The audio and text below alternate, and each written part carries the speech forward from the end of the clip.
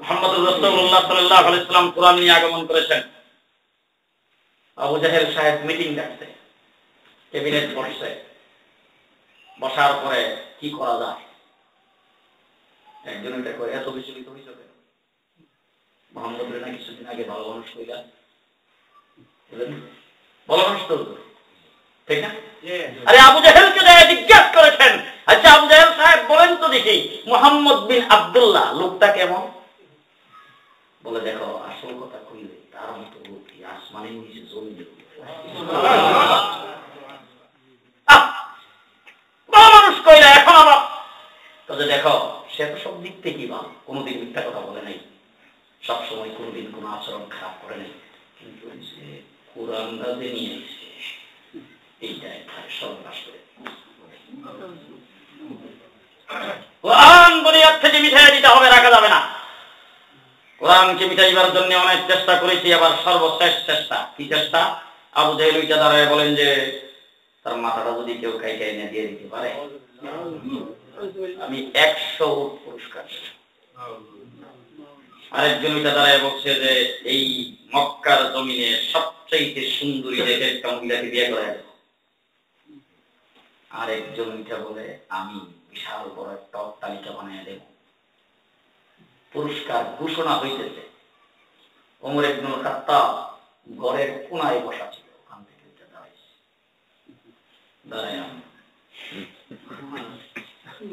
সব গুরানি দিতে সবাই। আবু জাহেল সব গুরানি দেখেই ডাক দেয় কিউ আবার রক্ত বেশি ভালো ঘটনা বলে না আপনাদের দেখলাম, ভাবছিলাম যে আপনারা রাষ্ট্র পরিচালনা করেন, ব্রেইন দুটো হয় খুব ভালো, আসলে ব্রেইনে কিচ্ছু নাই। বলে মিয়া বলবো না, একটা মানুষ মা নাই, বাপ নাই, অর্থ নাই, সম্পদ নাই, এই মানুষটার মাথা গাইতে আনতে পুরস্কার লাগে, করলেন কি এতদিন পর্যন্ত? তো অর্থ আমার হাতে দেন, আপনারা বসেন, মাথা গাইতে নিয়ে রক্ত গরম। আল্লাহ আমার ভাইরা কিতাবে আছে আল্লাহর নবী দাঁড়ার কামের ভিতরে নজরবন্দি অবস্থায় ওই জায়গায় রাত্র দিনে আল্লাহর নবী চোখের পানি ছেড়ে দোয়া করেন, আল্লাহ এই মক্কার জমিনে দুইজন মানুষ বড় শক্তিশালী, একজন আবু জাহেল আর একজন ওমর ইবনুল খাত্তাব, এই মাবুদ দুইজনের একজনকে মুসলমান করে ইসলামকে শক্তিশালী করে দাও। আমার নবী দোয়া করে এই দিক দিয়ে আবু জাহেল মিটিং করে সিদ্ধান্ত করে রাসূলকে বিদায় করে দেওয়ার জন্য, কোরআনকে বিদায় করে দেওয়ার জন্য। ওই মুহূর্তে ওমর ইবনুল খাত্তাব পুরস্কারের প্রয়োজন নাই, তলোয়ারটা দেন। আবু জাহেল খুব খুশি হয়ে তলোয়ার তার হাতে উঠাইয়া দিল। এবার খুশি বিরাজ করতেছে পুরা মিটিং এর মধ্যে। সকলেই বসো, এমন ছেলে পাইছি যে এই ছেলে কোনদিন হত্যা না করে ফিরে আসবে না। যাও, তলোয়ারটা হাতে নিয়ে যাইতেছে খুব বেগে।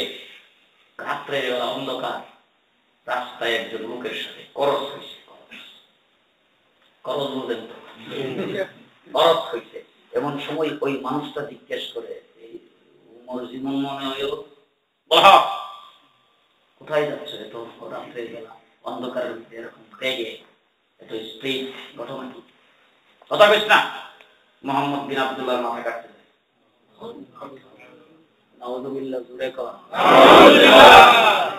চিন্তা করেন রক্ত কত গরম দেখে। কথা বেশ না। মুহাম্মদ বিন আব্দুল্লাহ মাথা কাটতে যায়। দাঁড়াও দাঁড়াও, মুহাম্মদ বিন আব্দুল্লাহ মাথা কাটতে আনতে হবে, কারণটা কি? তার সঙ্গে এত দুশ্মনী কিসের? বলে তার সাথে কোনো দুশ্মনী নেই, সাথে কোরআন নিয়ে আসছে, ওইটার সাথে দুশ্মনী আছে। সুতরাং কোরআনকে বিদায় করতে হইলে তাকে বিদায় করা ছাড়া দ্বিতীয় কোন রাস্তা। কোরআনকে বিদায় করতে হইলে তাকে বিদায় করতে হবে। কোরআন তুমি কি নিজে শুনেছ? তুমি কি চিন্তা ভাবনা করেছ? তুমি কি জানো? আমি যদি বলি কোরআন তোমার ঘরের ভিতরে ঢুকছে, কি কইলি? কইলি কি বিশ্বাস হয় না? বলে না, এই বিশ্বাসের জিনিস নাই।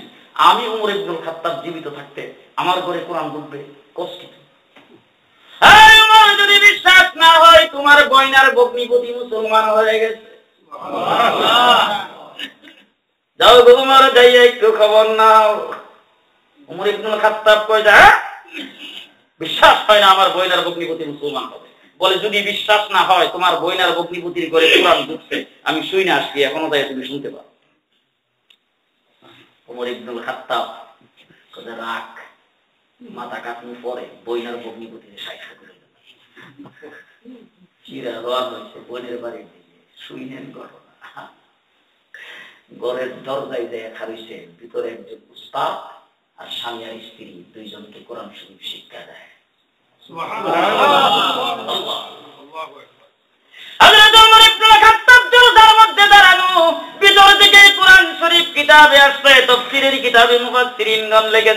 উমরের দিলের ভিতরে কোরআন ধাক্কা লাগাইতে আরম্ভ করেছে। মা আনজালনা আলাইকাল কুরআনা লিতাশকা ما أنزلنا عليك القرآن لتشقى إلا تذكرة لمن يخشى تنزيلا ممن خلق الأرض والسماوات العلى الرحمن على العرش استوى له ما في السماوات وما في الأرض وما بينهما وما تحت الثرى আসমান জমিনের মালিক কে? আল্লাহ। আসমান জমিনের মালিক কে? আল্লাহ। মধ্যখানে যা কিছু আছে তার মালিক কে? আল্লাহ। তাহতা সারা পর্যন্ত খবর আছে কার? আল্লাহ। ওয়া ইন তাজহার বিল কওলি ফাইন্নাহু ইয়ালামু সিররা ওয়া আখফা। আস্তে আস্তে কথা বললে আল্লাহ শুনে কিনা? মনে মনে পরিকল্পনা করলে আল্লাহ শুনে কিনা? আমার ভাইরা আজকে পরিকল্পনা করেছেন সেটা যেমন আল্লাহ জানে, আগামীকাল আপনার দিলের ভিতরে কি পরিকল্পনা হবে সেটাও আল্লাহ জানে। ওয়া ইন তাজহার বিল কওলি ফাইন্নাহু ইয়ালামু সিররা ওয়া আখফা আল্লাহু লা ইলাহা ইল্লাহু লাহুল আসমাউল হুসনা। নাই কোনো মাবুদ একমাত্র আল্লাহ। আল্লাহর নামটা জোরে বলে থাকতে আসমান জমিনের মালিক কে? আল্লাহ। আপনি আমাকে তৈরি করেছেন কে? আল্লাহ। রিজিকের মালিক কে? আল্লাহ। আসমান থেকে বৃষ্টি বর্ষণ করে কে? আল্লাহ। আমার ভাইরা পদ্মা নদীর ইলিশ মাছ ইংল্যান্ডের বাজারে আনলো কে? আল্লাহ। চিন্তা করছেন কোনদিন? কেন আনছে? পাকিস্তানের আম ইংল্যান্ডের বাজারে কে ঢুকাইলো? আল্লাহ। কে ঢুকাইলো? আল্লাহ। আয় হায়, আমার বাইরে একটু চিন্তা ভাবনা করলাম না, পাকিস্তানের আমের ভিতরে এত সিনিয়র এত মধুকে ঢুকাইয়া দিল? কাঁঠালের ভিতরে মিষ্টি ঢুকাইলো কে? ডাবের পানির মধ্যে লবণ আর মিষ্টি মিশাইলো কে? মরিচ গাছের ফলের মধ্যে জাল দিল কে? হায় হায় হায়, খাইলাম তো খালি, একটু চিন্তা ভাবনা করলাম না, ফলটা সামনে পাই গেলে একটু চিন্তা করেন যে দেখেন কেডা বানাইছে রে, কিভাবে করলো, কোথায় পদ্মা নদী, সেখান থেকে ইলিশ মাছটা ধইরা আবার টেলিভিশনের মধ্যে অ্যাড পাঠাই দেখা। হ্যাঁ আছে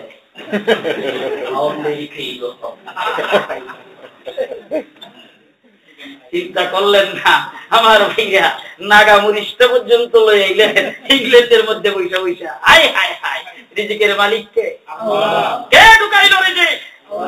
গোটা সিলেটের মানুষ ইংল্যান্ডে সিলেট বসে বসে যা খাইতেন, আমার আল্লাহ বলেন তোমার দুয়ারের মধ্যে আমি আল্লাহ পাক পৌঁছে দিয়েছেন। আল্লাহ পাক পৌঁছে দিয়েছেন। আমার ভাইরা, গুজরাটের মানুষ এই এলাকায় যারা বসবাস করে, ইংল্যান্ডে যারা বসবাস করে, তারা যেই খাবার গুজরাটি মানুষের জন্য যেই খাবার সেখানে বসে দিরা খাইতো, ইংল্যান্ডের বাজারে সেটা পাওয়া যায়। ঠিক না? ঠিক না? এইভাবে আল্লাহ পাক রিজিকের ব্যবস্থা করেছেন।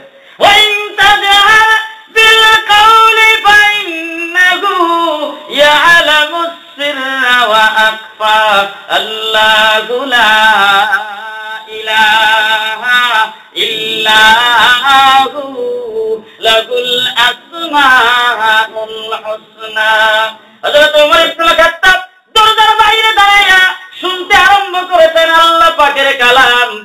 আমাদের দিলের ভিতরে অ্যাকশন করে ফেলেছেন।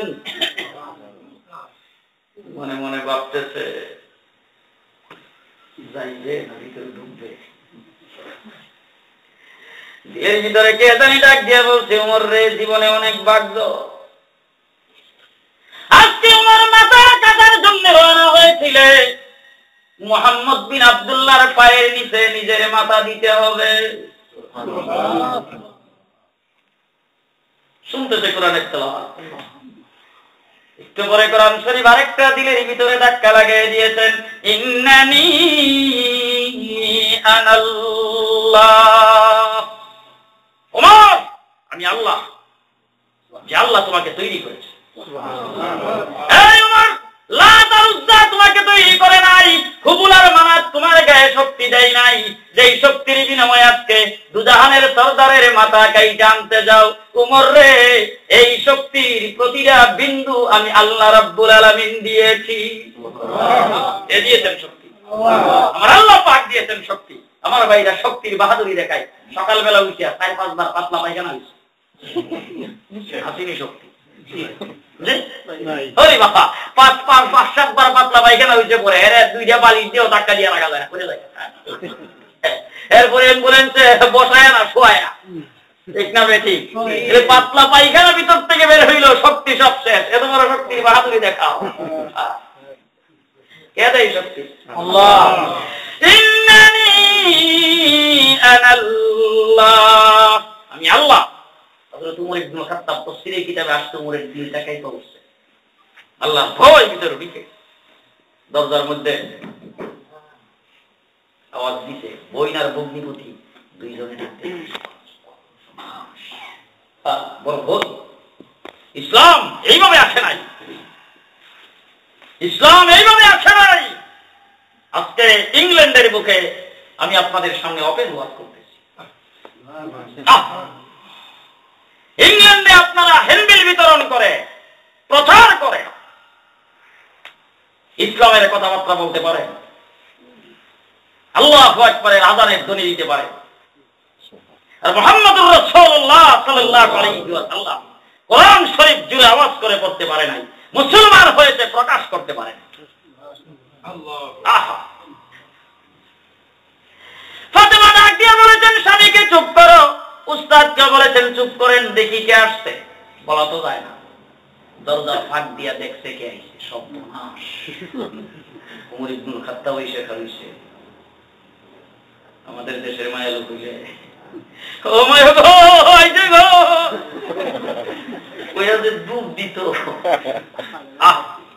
এশক এবং মহব্বত তার দিলের ভিতরে আছে, কোরআনের মহব্বত। সুবহানাল্লাহ। উস্তাদকে বলেছেন, একদিকে লুকায় যান, স্বামীকে বলছে আরেকদিকে লুকায় যান। সর্বপ্রথম দরজাটা আমি খুলবো, দেখবো আমার ভাইয়ের সামনে, প্রথম আমি যাব, দেখবো আমার ভাই কি ব্যবহার করে। যদি কোনো আক্রমণ করে, সর্বপ্রথম আমার উপরে করবে। দরজাটা খুলছে, ওমর ইবনে খাত্তাব ভিতরে প্রবেশ করে গুসা। এই ফাতেমা, নাম ছিল ফাতেমা, কি পড়তেছি? ভাই যাই পড়তেছিলাম আমার ঘরে বৈশা। তোমার কি? সাবধানে কথা কর, সবকিছু বাহির থেকে শুনছি।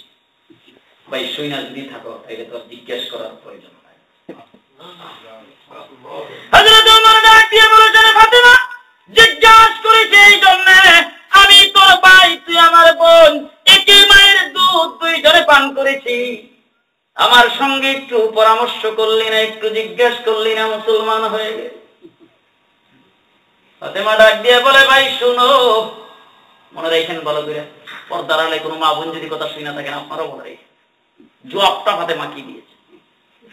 ফাতেমা ডাক দিয়ে বলেছেন, ভাই শুনো, আল্লাহ রাব্বুল আলামিন যার অন্তরকে, যার দিলকে হেদায়েতের জন্য টান দেয়, সুবহানাল্লাহ, যার দিলকে, যার অন্তরকে হেদায়েতের জন্য টান দেয়, তাকে দুনিয়ার কোন মানুষের সাথে পরামর্শ করতে দেয় না। আমার ভাইরা কথা শুনে হাত দিয়ে মারতে শুরু করেছে। কিতাবের মধ্যে আসছে, গেছে, পাও দিয়া মারতে শুরু করেছেন। মুহাদ্দিসিনগণ লিখেছেন মারতে মারতে উমর কাহিল হয়ে গেছে, মারে খাইতে খাইতে ফাতেমা কাহিল হয় না। সুবহানাল্লাহ। চক্ষু দিয়ে বাইরের দিকে তাকিয়ে দিছে, আর ডাক দিয়ে বলেছেন, ভাই শোনো, একই মায়ের দুধ তুমিও পান করেছো, আমিও পান করেছি। যেই মায়ের দুধ পান করে তুমি আল্লাহ এবং আল্লাহর রাসূলের নাফরমান হয়ে গেছো, আর একই মায়ের দুধ পান করে আমি আল্লাহ এবং আল্লাহর রাসূলের বান্দি হয়ে গেছি। কথাটা শুনে ওমর ইবনে খাত্তাব তো, ফাতেমা কি পড়তেছি এটা আমার একটু দেখাও তো। আল্লাহ যেই বলছেন ফাতেমা রক্তাক্ত অবস্থায় লাফ দিয়ে আল্লাহু আকবার। মনে মনে ভাবতে শুরু করেছেন, আল্লাহর নবীর চোখের পানি মনে হয় অ্যাকশন করে ফেলেছে, আল্লাহর নবীর দোয়া মনে হয় ওমর ইবনে খাত্তাবের দিলে অ্যাকশন করে ফেলেছে। ভাই হেদায়েতের জন্য চাইতে বড় সুযোগ আর নাও পাওয়া যাইতে পারে। কোরআন শরীফ যেই হালাতে ছিল সেই হালাতেই নিয়ে আসছে। ওমর ইবনে খাত্তাবের সামনে কোরআন রেখে দিয়েছেন। ওমর কোরআনের দিকে নজর করার সাথে সাথে ওই আয়াতটা ওমরের চোখে ভেসে আসছে, ইন্নানি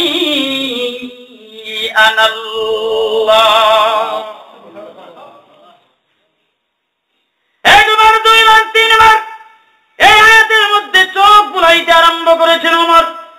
হযরত ফাতেমা তাকায় দেখে ওমরের গাল বেয়ে বেয়ে চোখের পানিগুলি গড়ায় যাচ্ছে। চিৎকার করে ডাক দিয়া বলছেন, নাম আনতা রাব্বি আশহাদু আল্লা ইলাহা ইল্লাল্লাহ।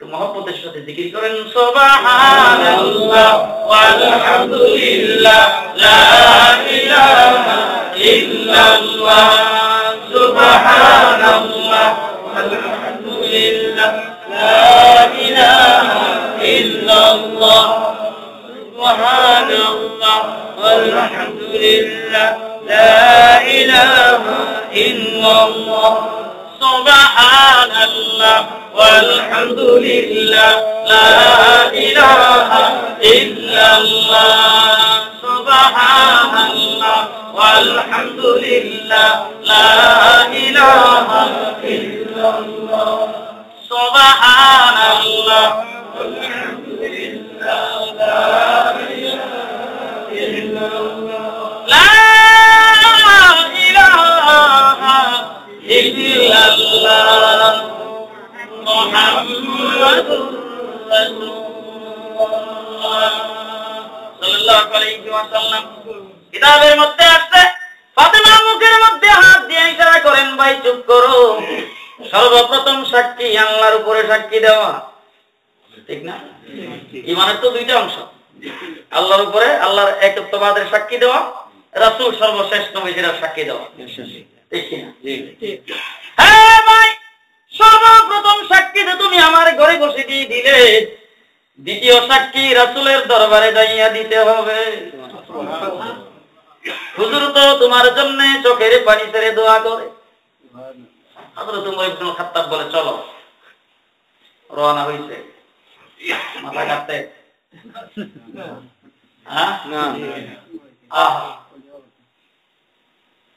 হযরত ওমর ইবনে খাত্তাব এখনো পর্যন্ত ইসলামের তালিম পায় নাই, পায়ের আওয়াজ খুব দপদপ করে যাচ্ছে। সাইয়্যিদুশ শুহাদা হযরত আমির হামজা আল্লাহর নবীর পাহারাদার। হযরত আমির হামজা ঘরের চতুর্দিকে ঘুরে ঘুরে পাহারা দেয়। রাতের বেলা তো এইখানে পায়ের আওয়াজটা শুনছে, সবাই ফিরে তাকায় দেখে ওমর ইবনে খাত্তাব, দেখেই তো অর্থ খুঁজছে। ওমর তো এমনি আসেন, তোমার উপরের দিকে উত্তোলন করে ডাক দিয়া বলেছেন, ওমর এইটা দরবারে নবুয়ত, এই জায়গায় পায়ের তালি তো দূরের কথা, কোরআনও জুড়ে আওয়াজ করে পড়া যায় না। লা তারফাউ আসওয়াতাকুম ফাওকা সাওতিন নবী, আমার রাসূলের দরবারে যেই নবীর গায়ে মশা মাছি কোনোদিন স্পর্শ করে নাই। সুবহানাল্লাহ।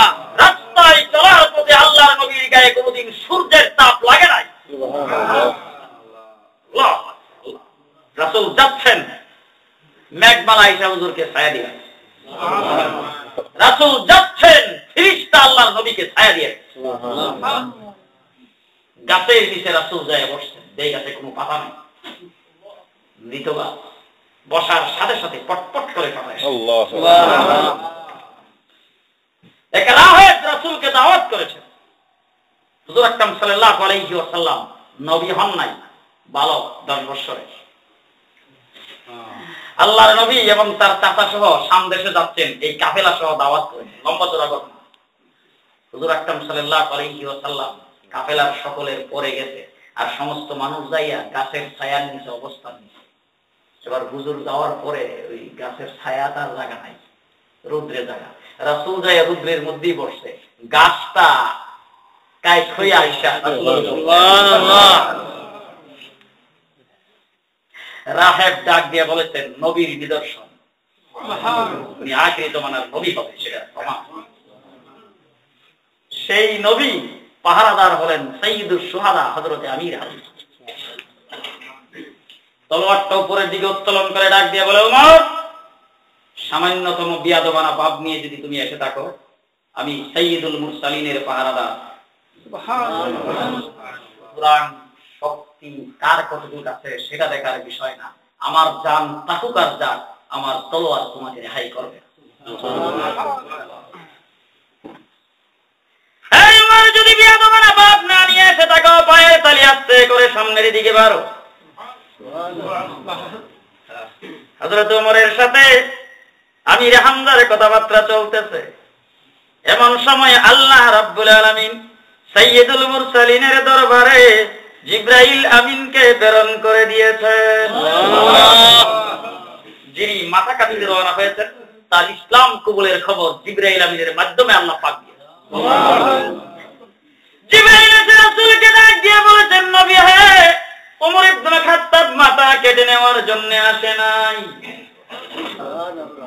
ওমর আসছে ওমরের মাথা আপনার পায়ের নিচে দেওয়ার জন্য। সুবহানাল্লাহ। দরজা খুলেন, ওমরকে জড়াইয়া ধরেন।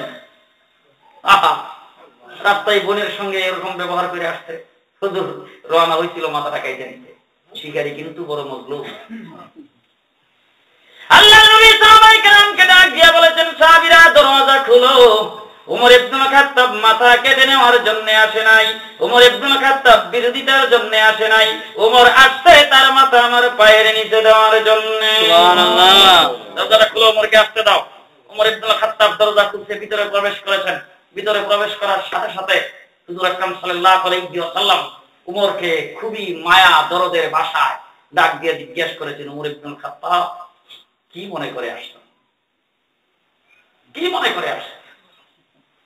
হযরত ওমর ইবনে খাত্তাব বলে, হুজুর রওনা হয়েছিলাম মাথাটা কেটে নেওয়ার জন্য, এই মুহূর্তে আপনার দরবারে আসছি আমার মাথা আপনার পায়ের নিচে দেওয়া।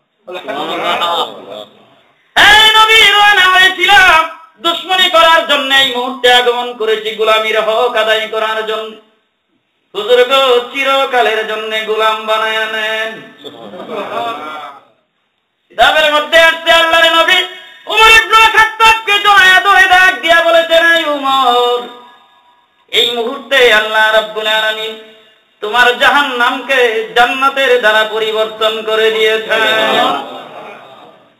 এই ওমর, তুমি ইসলাম কবুল করেছো, তোমার ইসলামের খবর আল্লাহ রাব্বুল আলামিন আল্লাহর আরশে আমার আগে পৌঁছে গেছে। আল্লাহ পাক আরশ থেকে ইসলামের খবর আমাকে জানাইছেন। হযরত ওমর ইবনে খাত্তাব মুসলমান হওয়ার সাথে সাথে আল্লাহর নবীর খুশখবরি যখন শুনেছেন, এই মুহূর্তে সাহাবায়ে কেরাম যারা উপস্থিত ছিল রাসূলের দরবারে সকলে মিলে নারায়ে তাকবীরের স্লোগান লাগায়। ইতিহাস সাক্ষ্য দিয়েছে, সর্বপ্রথম ওমর ইবনে খাত্তাব মুসলমান হওয়ার পরে ইসলামের বুলন্দ আওয়াজ হয়, ইসলামের নামে নারা হয়, ইসলামের আল্লাহু আকবারের ধ্বনির আওয়াজ হয়। এর আগে কোনদিন হয়নি।